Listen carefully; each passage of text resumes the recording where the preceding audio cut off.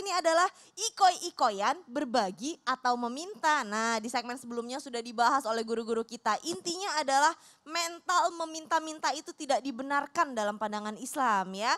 Tapi ada adab-adabnya juga. Kalau kita memang sangat butuh banget harus minta tolongnya sama siapa, ada caranya. Nah, sebelum kita membahas lebih lanjut nih, kita saksikan dulu yuk nasihat yang Masya Allah banget. Ini dia tayangannya. لا يترك الصدقة كل يوم بأي شيء ولو يسير قليل يتصدق به، فإنه وصلة بينكم وبين الجناب الشريف وبينكم وبين القرب منه في القيامة والظل الذي يظل الله بكل امرئ في ظل صدقته يوم القيامة وبدفع أنواع من المصائب. ثم صلاتكم على المصطفى محمد صلى الله عليه وسلم أكثروا منها ما استطعتم. نور الله قلوبكم، قبلكم الله أجمعين، هيأنا للاجتماع تحت لواء الحمد وعلى الحوض المورود. Masya Allah, tabarakallah. Ustadz Syam, yang sempat terputus tadi siapa sih yang gak pengen dikenal sama baginda Rasul? Aduh siapalah kita gitu kan. Tapi katanya ada amalan kalau kita sedekah terus setiap hari tanpa melihat nominalnya nih. Atau justru memang ada standar nominalnya supaya insya Allah kita bisa nyambung kepada baginda Rasulullah SAW. Nyambungnya tuh dalam arti kata apa sih Ustadz? Mohon tausiahnya. Tabi guruku Ustadz Maulana Habib Abdullah, Kak Caca serta para guru-guru kami dimuliakan Allah Subhanahu wa taala, para habaib serta orang-orang baik di pagi hari, karena Rasulullah Shallallahu alaihi wasallam mengingatkan untuk kita semua, yakni mengeluarkan atau berinfak di pagi hari, karena malaikat berdoa, ya Allah gantikanlah, perbanyaklah hartanya orang yang berinfak di pagi hari ini, dan buatlah mereka bangkrut orang yang pelit di pagi hari. Subhanallah. Maka guru kita tadi Habib Umar menyampaikan sesuatu yang sangat penting kepada kita. Beliau berwasiat, yang pertama, wajibkan bagi kalian sholat berjamaah. Jadi sebenarnya ceramah beliau tadi lumayan panjang.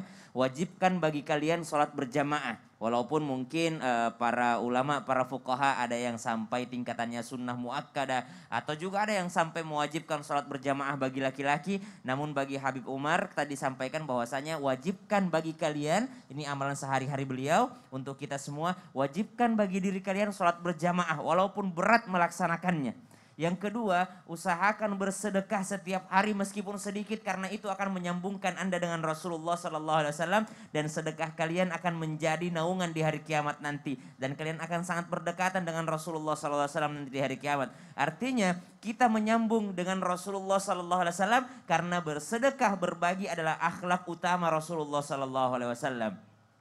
Dalam riwayat disebutkan, Rasulullah Sallallahu Alaihi Wasallam pada suatu ketika datang orang meminta kepadanya, ya Rasulullah saya butuh pertolongan, maka diberikan oleh Rasulullah. Keesokan harinya orang ini datang lagi, ya Rasulullah saya butuh pertolongan, dikasih lagi sama Rasulullah SAW. Keesokan harinya datang lagi orang ini, ya Rasulullah saya butuh pertolongan, maka Rasulullah SAW mengatakan, hari ini saya nggak punya apa-apa, tapi kalau kau punya sesuatu yang kau butuhkan, ambil di sana atas namaku, nanti saya yang bayar. Subhanallah. Padahal Rasulullah tidak punya apa-apa pada saat itu. Maka Sayyidina Umar bin Khattab radhiyallahu an berkata kepada Rasulullah, ya Rasulullah kenapa engkau melakukan itu memberatkan dirimu? Maka Rasulullah sallallahu alaihi wasallam menjawab, begitulah Allah memerintahkanku. Laqad kana lakum fi Rasulillahi uswatun hasanah. Makanya Rasulullah disebut dengan Al-Qur'an berjalan. Rasulullah sallallahu alaihi wasallam masuk ke rumah salah seorang istri beliau.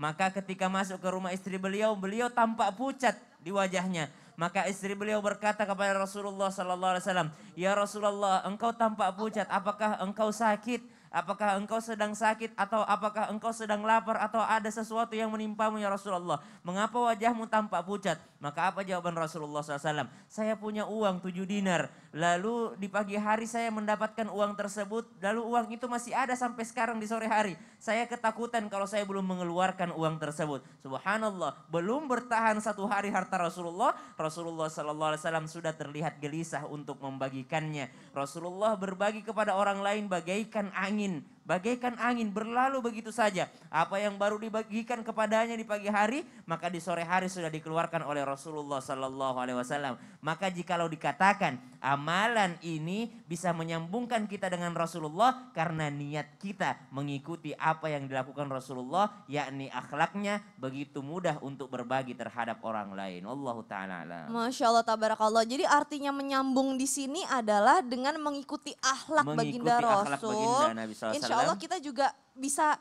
ya walaupun kita ya paling gimana sih perbandingan ibadah kita sama beliau. Artinya jangan tunggu kaya baru mau berbagi. Yang penting terus keluarin. Bener. Aduh jadi malu kalau kita masukannya numpuk harta. Baginda Rasul sukanya kasih. Masya Allah, Walaupun tabarakallah. sepotong kurma kata Rasulullah. Masya Allah, tabarakallah, jazakallah khair Ustadz Syam. Nah Habib Abdullah, Siap. berbicara tentang bagi-bagi nih. Karena tren ikoy-ikoyan ini bahkan ada orang yang berani loh Habib untuk datang ke rumah seseorang untuk meminta sesuatu. Nah benar nggak kalau dalam pandangan Islam itu kalau ada orang yang minta sama kita sampai ke rumah itu nggak boleh kita tolak. Apalagi kan kalau saya jujur nih karena banyak cerita-cerita takut jangan-jangan nanti yang minta nih malaikat lagi nih ya kan. Terus nanti dia berubah jadi apa gitu jadi udah deh kasih aja. Atau sebenarnya kita boleh menolak karena takut ada kecenderungan orang tersebut ketergantungan sama kita. Mohon tausiahnya. Baik, mohon izin Mbak Caca, mohon izin Ustadz Maulana, Ustadz Syam. Assalamualaikum warahmatullahi wabarakatuh. Waalaikumsalam warahmatullahi wabarakatuh. Rabbi shrah li sadri wa yassir li amri wahlul 'uqdatam min lisani yafqahu qauli. Alhamdulillah wassalatu wassalam ala Rasulillah Muhammad bin Abdullah sallallahu alaihi wasallam. Nah, ini pertanyaan yang sangat luar biasa. Terima kasih Bu Caca sebelumnya.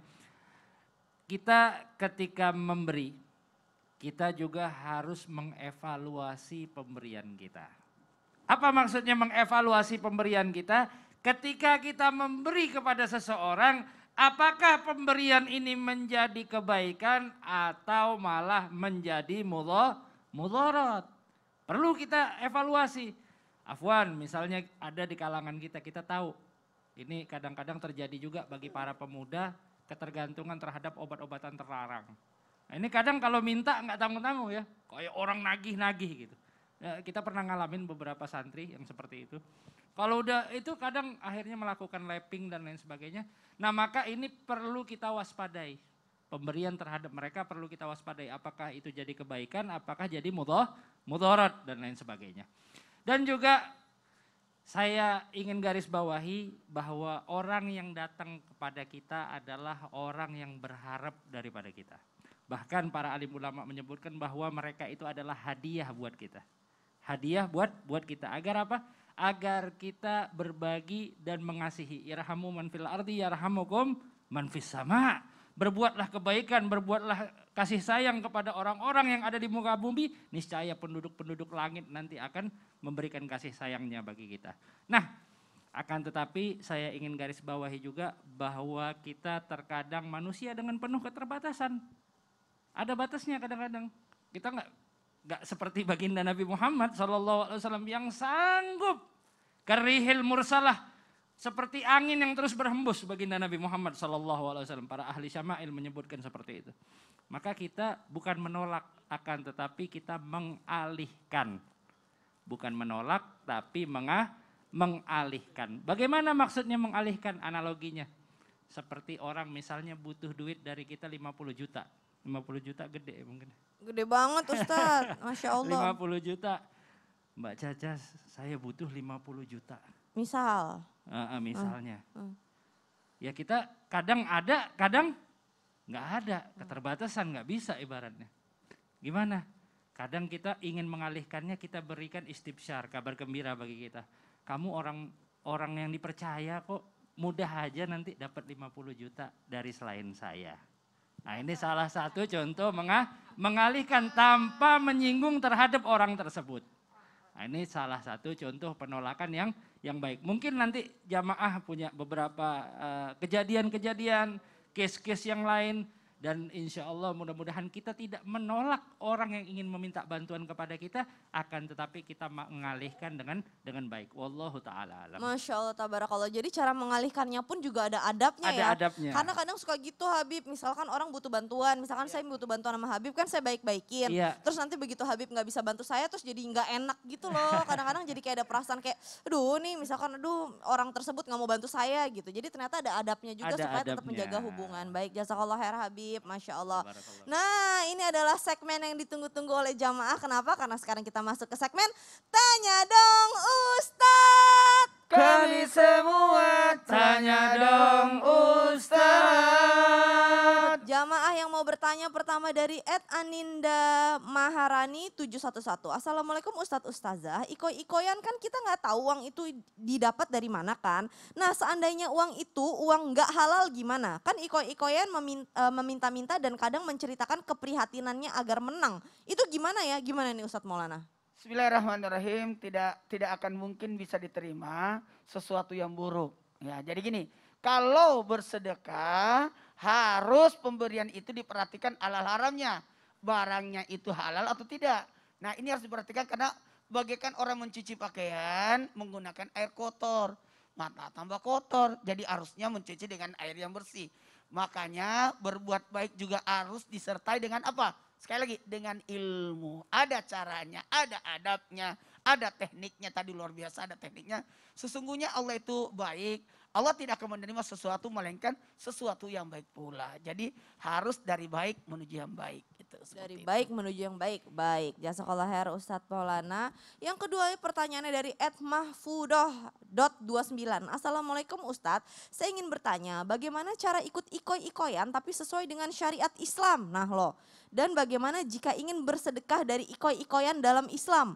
Mohon penjelasannya Ustadz, gimana nih Ustadz Syam? Bagaimana bersedekah dari iko-ikoyan dalam Islam? Iya. Artinya dia dapat dari iko-ikoyan lalu dia mau sedekahin apa gimana tuh Enggak, maksudnya tuh? dia pengen bersedekah niatnya ingin kali. berbagi. Yang pertama, berbagilah kepada keluarga. Itu yang paling dekat, yang paling butuhkan. Jangan cari followers, nggak kenal, bukan keluarga pula ya. Jadi cari dulu keluarganya. Ini sibuk ngurusin followers, ibunya tidak diperhatikan. Sibuk nyari followers, tetangganya tidak diperhatikan. Wabidzil kurba wal yatama wal masakin wal jari dzil kurba wal jaril junubi was sahibi bil jambi wabnis sabil. Ada urutannya, orang tua, keluarga, tetangga dekat, tetangga jauh, anak yatim, orang miskin. Maka itu yang perlu diperhatikan.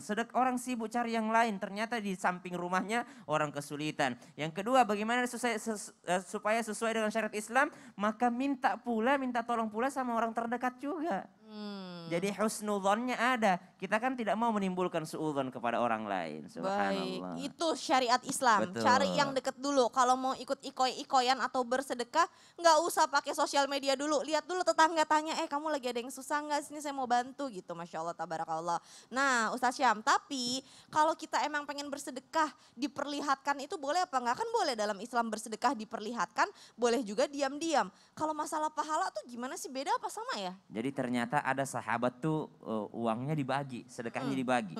Kalau dia udah sedekah terang-terangan, dia sedekah sembunyi-sembunyi lagi. Kemudian kalau dia udah sedekah siang hari, dia sedekah lagi malam hari. Masya Allah. Nah kisah selanjutnya setelah yang satu ini. Setelah yang satu ini, Insya jadi Allah. jangan kemana-mana, tetap di Islam itu Indah. Jamaah